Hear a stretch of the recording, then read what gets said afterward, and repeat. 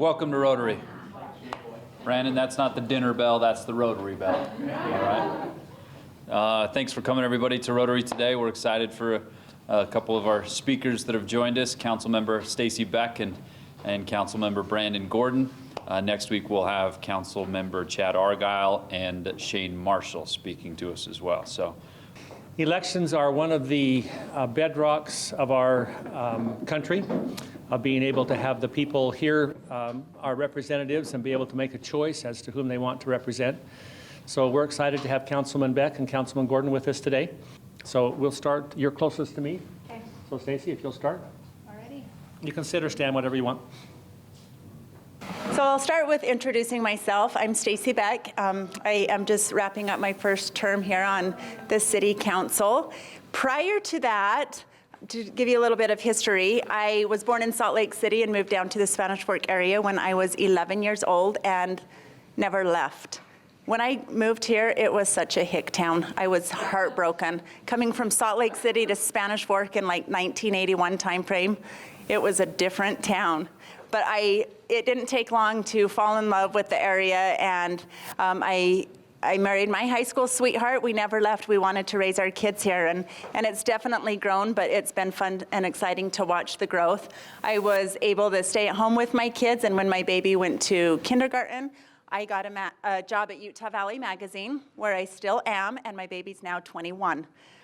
So it's just a good time in my life to find the time to give back. I remember in my 20s having 4 little kids and people saying, you need a volunteer in your community. And I thought, how the heck do you find time to volunteer when you have 4 little kids? So there's a time and season for everything, and I definitely feel like right now is my time and season to give back to Spanish Fork and serve the community. It's also fun to be middle-aged and still learning. I've learned so much over the last several years on council. Prior to that, I was actively involved in the Chamber of Commerce on their board of directors and serving as the president in 2015. And the last 4 years, I've really learned a lot, and I feel things are going smooth overall. It's a great council, great staff to work with there at the city. But there's still so much that I want to see happen. When I was sworn in 2016, I was told, you are going to be recognized for the things that the council and mayor have done for the last 4, 8, 12 years. That it takes that long for these things to happen. And it's so true. We were able to go to the ribbon cutting for City Creek, which I had nothing to do at City Creek for getting here, but I get to go get all the recognition.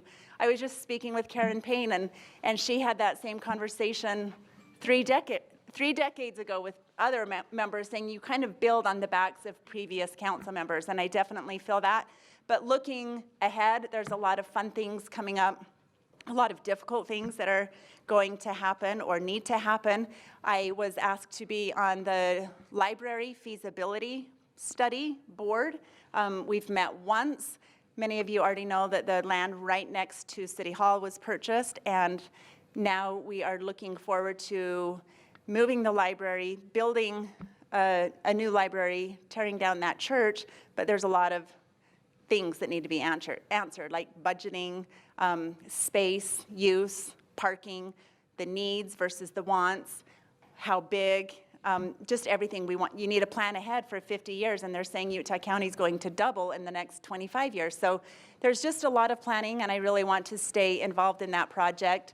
The River Bottoms vision is another big one that I wish that we could just not do anything. So, but I don't trust the county to do what maybe they would do if we as a council and city staff didn't do something or had a plan. So I feel it's important to have the right people in place for that.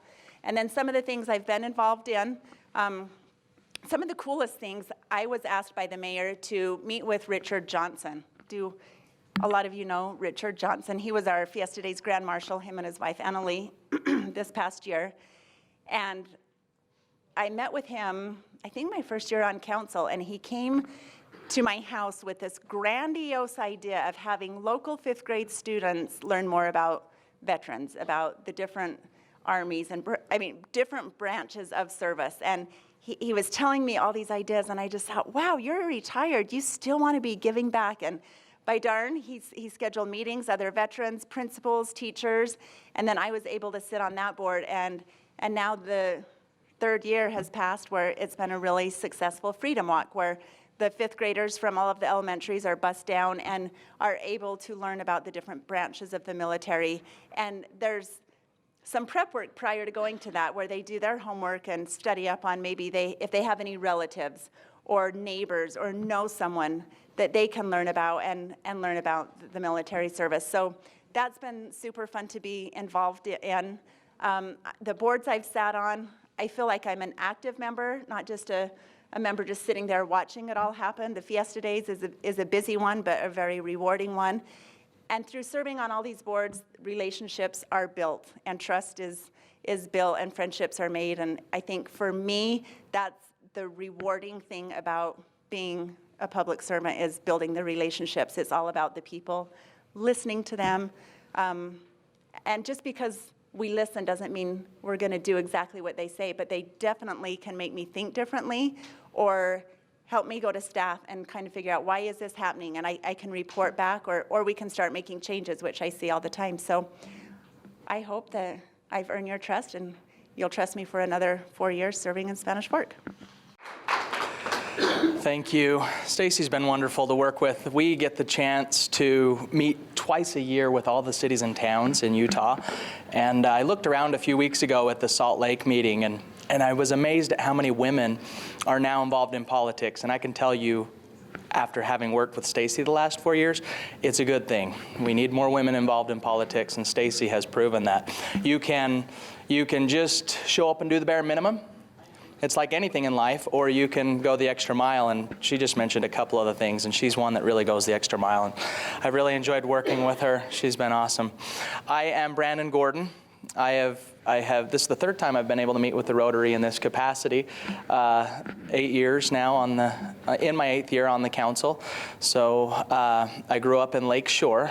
Randy and Joanne Gordon are my parents. My mom was an Ainge, and so Grandpa Ben was a janitor, Ben Ainge, and Grandma Theda was a lunch lady, and then my Grandpa Keith was a dairy farmer that drove school bus to get insurance, and of course Grandma Beth was a homemaker, but a pink lady at the Payson Hospital for many, many years.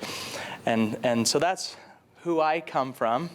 I married Rachel Boyer of Pleasant Grove, and we have 6 children together, 5 girls.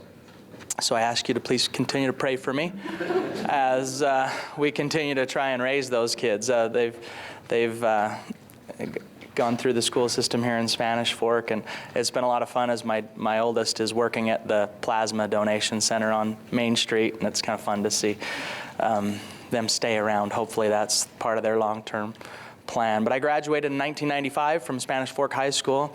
I have a business management degree, and 8 years ago decided, like I mentioned earlier, to get involved in city politics, as I'd been involved in the Fiesta Days and chamber and things like that. And so I threw my hat in the ring, and it's been a wonderful experience. I've done a lot of hard things.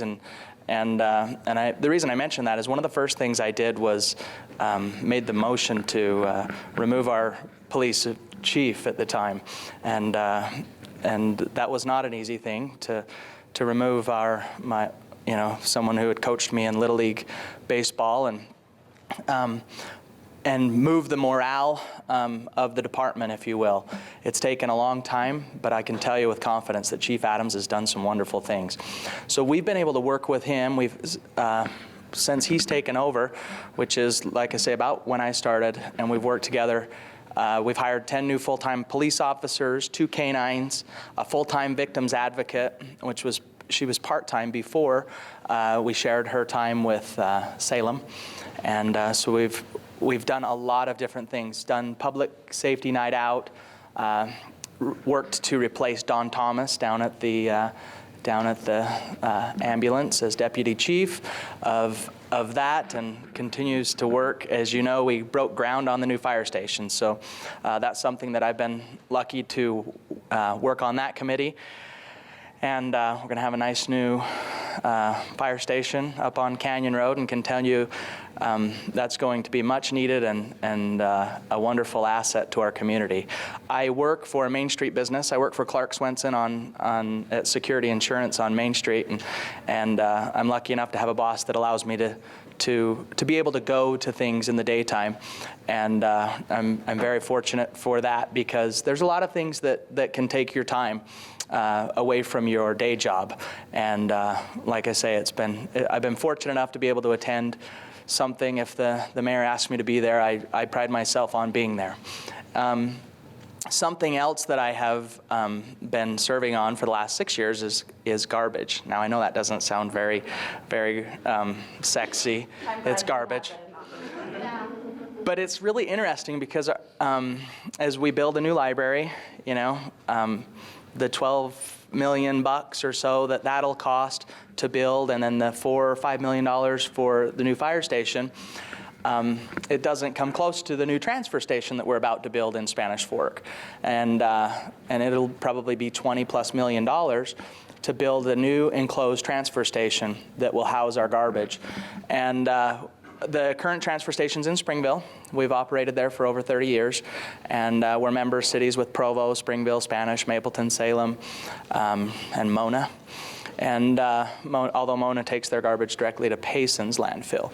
But as we've done the studying, we are taking far more garbage than our transfer station can accept. And so we tend to have rough Mondays there, sometimes bringing in over 1,000 tons, and that transfer station is built to take 300 to 400 at max capacity. And so you can tell we've outgrown it. Now, the reason I bring that up is because one of the cool things we've been able to do was a few years ago, I was part of becoming into a group called New Era. And New Era is a group of other garbage entities around the state. And we joined New Era. And then we allowed New Era to buy into our landfill, Bayview landfill out on the other west side of Utah Lake.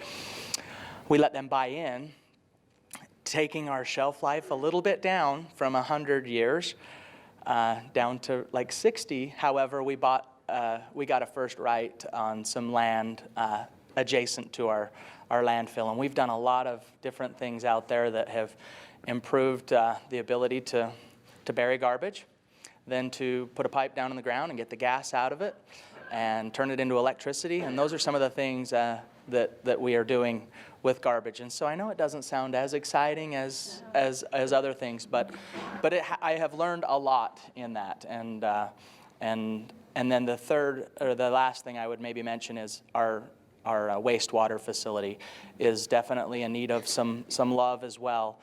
Current estimates in the last couple of years have been in the $80 million range, and that to me is a lot of money. We've been very proud of keeping our utility rates and our property taxes the lowest in the county, and I'm just like you. I pay that bill every month. I raise my kids and pay my taxes the same way, and want to make sure we maintain that. So we're somewhere around the $25 a month range on our sewer bill, and if we have to put something like that into our sewer treatment facility, we're talking about our rate going up into the high $50s, $60 a month range as a result. And so if we can help hold off that or do things to not have to spend all that money, a lot of that money is being they want to spend because they think that the algae bloom in Utah Lake is a result of the water that we send into Utah Lake. And science is going back and forth and trying to prove a lot of that. I'm certainly not a scientist. I don't know, but if we can work together and make sure that we can continue to keep our sewer rates low. One of the things that I was lucky enough to do was Governor Herbert appointed me to sit on the Water Quality Board. So for the last 5 or 6 months, I've been able to go up and represent the entire state of Utah, and not just Spanish Fork, on the Water Quality Board, which represents over 7,000 streams of water around our state. It's incredible to think about, and with the thought in mind that we have a very important thing going on at our sewer treatment facility, and how do we make sure that we tackle it correctly, and so that's one of the last things I'll mention that I'm lucky to be a part of and want to continue. I thought that, perhaps I would be done, but as those things came forward, and I was asked to sit on that water quality board, I'm the chairman of the garbage district, and those things, I've got a few more things I want to accomplish. So for that, I'm asking for your vote. So all of us interact with the city once a month when we get our bill. So a couple of questions. First, with all of the new commercial taxes that are coming into the city, are we going to be able to not transfer money from the electricity and water departments to the general fund and maybe take those rates down? We'll give you that question to start with. So each of you, can respond. So you're asking if we're going to lower your bill? Or at least not make it go up. Geez, the thing about it is having more retail space broadens our tax base, which I think helps with property taxes. I think a good example we are looking at with the new library, that's kind of where my mind is, as you can tell right now. With the new library, we're looking to maybe put the council chambers over in that building. Also, our finance office area is crammed. Every employee in there are just kind of sitting on top of each other. We're needing some more space. We're busting at the seams at our city hall. So we're looking at taking up some space possibly in the new library. If so, let's say 25, 30% of that library building could be used for council chambers or finance offices, and then a portion of paying for that building could come from the electricity funds. So that's how I would answer that. Like, we still need that. And I also believe that the rates, if we lower the electricity rates, other rates will have to increase just to make the budget work. Our city's budgets, I think we just approved 1.12? 112? On the annual budget. Yeah, on the annual budget, so. Actually talking about the extra tax that's coming in. Is that? Yeah, so as the sales tax comes in and increases the amount going in the coffers, are we going to still need to supplement the general fund with the utilities? So I think we'll always, if we can supplement, we will. And when I say that, it's almost like the only utility that doesn't really stand on their own is streets and roads. We really have a big deficit there, and we strive to try and keep our roads, good in Spanish Fork. But I think we'll always use that back and forth from Channel 17 if we can, if there's more or less. And we even sometimes pay it back with interest if we borrow money from that electrical department. With that said, with the growth, not just commercially, because as we've brokered a really good deal over there at Canyon Creek with all the incoming businesses in Woodbury, we did an incentive-based growth plan that as they hurry to get businesses in there, then it'll be a better deal for them. With that said, as we held the property tax rate for the library this year, that rate's already gone down as a result of the last 6 months and the growth, not just commercially, and those people that will be paying in. That's taken that from $1 down to 93 cents a month on the average home. So you can tell that the growth, lowering that almost 10% over the last 6 months is definitely helping. So what about the old library? Did you say that some of the council will be held in the old library, or what are they going to do with that building? Sorry if I was not clear. So what we're thinking is the current council chambers just don't feel adequate. Oftentimes it's overflowing out into the common area. People can't hear all of the time. So actually moving the council chambers to the new library. So we do not know at this time what we want to do or what will be best for the old library. We have a couple ideas, but nothing's been seriously discussed. Do you want to add to that? No, you could tell them what those ideas were, maybe. Do you want to do that, or do you want me to? My two ideas are to bulldoze it and make an amphitheater. I think we could get a lot of use out of an amphitheater, and the Arts Council could use that. The other idea could be to let some of the different people that we work so closely with or associate with in the community, like the Daughters of the Utah Pioneer, possibly the Veterans, our City Council, the Chamber of Commerce. There's a lot of little subgroups that could use a home. But then that will make or require the city to fund that. So we need to decide if that's our responsibility. So those are kind of my ideas. What about you? Yeah, I kind of started out with doing hard things. One of the harder things I did this year was one of my jobs is working with the Chamber of Commerce. And for lack of a better term, we asked them to leave the city office building as a result of we needed that space. We would like to somehow bring them back into the fold of they're renting the old Randy Tuckett Farmers Insurance building. And if we can bring them back in and help them not spend $10,000 a year on rent, they're a group, much like the Rotary, that we love and embrace and want to be partners with as a city and continue to do things with. So that's another thing, and that's all on the table.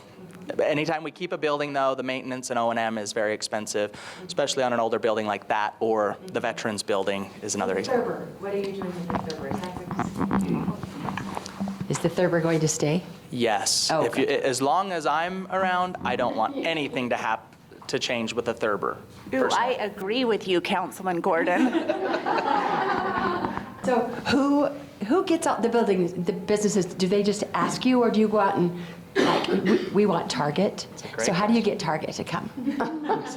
I haven't heard that since last night before I went. We all do want Target. I'll take a little bit. Not all of us. How about if it's not a super center and just clothes and home decor? No food. Feels like, okay. Okay, no food. A no food Target.